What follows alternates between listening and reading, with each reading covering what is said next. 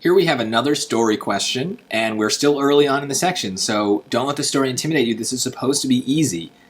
There is an algebraic way to do this. It's fairly straightforward. It's fairly common on the SAT. We can generate some equations to line up with the story, but if you're having trouble with this, it's probably because those equations aren't really coming to you, and so we really need another way, and we have one. This is not a question where you should be giving up. You really want to be persistent using the strategies to your advantage, and in this case, if we're having trouble going forwards through a question, right, moving from the question and trying to find the answer, we can always use the answers to work backwards through the question. That's just guess and check, and it works out really well here because the answers are like easily understandable aspects of the question, right? So what I would always do with any guess and check question is I would start with choice B because it's in the middle, and if I'm wrong, I can move to a smaller number or a bigger number depending on why I'm wrong, right? So the first step is just to understand, what does 3 mean in the context of the question? Well,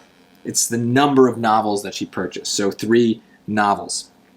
Now, what do I know about the novels? Well, let's go through the question here. Each novel is $4. So 3 novels times $4 a piece is $12.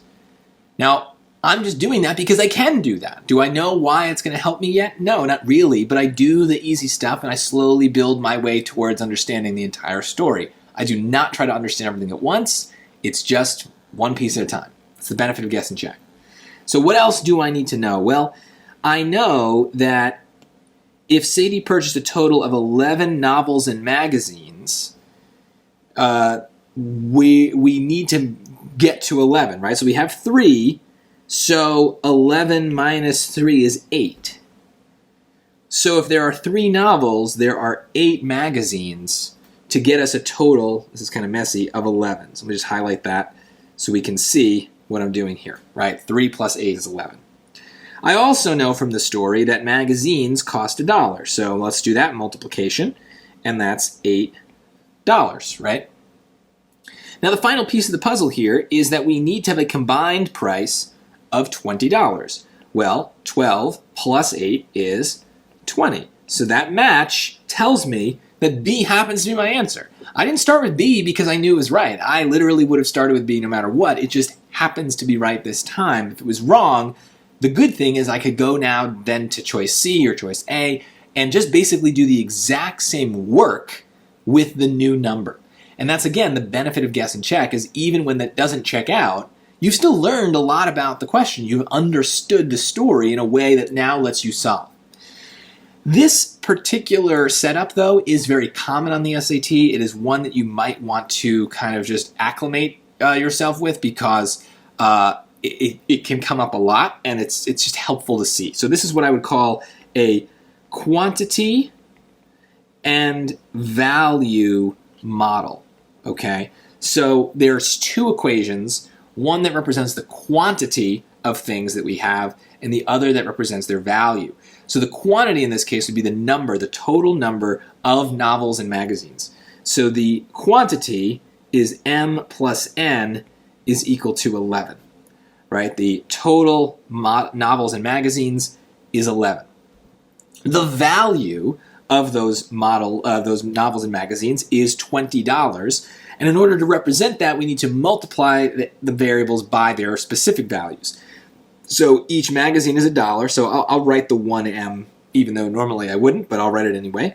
1M plus 4N is equal to 20. So there are lots of ways to then solve this system. In this case, the elimination method might be the best. I'm not going to do that because it's very rarely the best way to do these. Usually what we do is we solve for the other variable, right? So if I'm being asked for novels, I would solve for M so that I can do some substitution. So I can rearrange this equation so that M is equal to 11 minus N, and then I can substitute that in here. And normally there's some distribution I would need to do. There isn't any here, so I can just do, it would be 1 times 11 minus N plus 4N is equal to 20. And again, there's no distribution because the number is 1, but there normally would be. So I'm just trying to anticipate the other problems on harder versions. So in this case, I just end up with 11 minus n plus 4n is equal to 20. We can combine like terms. 11 plus 3n is equal to 20. Subtract the 11. We get 3n is equal to 9. Divide by 3. And we get n is equal to 3. Which is what we got. So it's right there as more proof. Now, is this better? Well, it's better if you're very confident with the algebra. But if you're not, I think that the guess and check is probably better. And so this is really just know yourself, know your own weaknesses. If you're likely to make algebra mistakes in here, then you should probably stick to arithmetic, which is what guess and check lets us do. There's really no reason to get this wrong.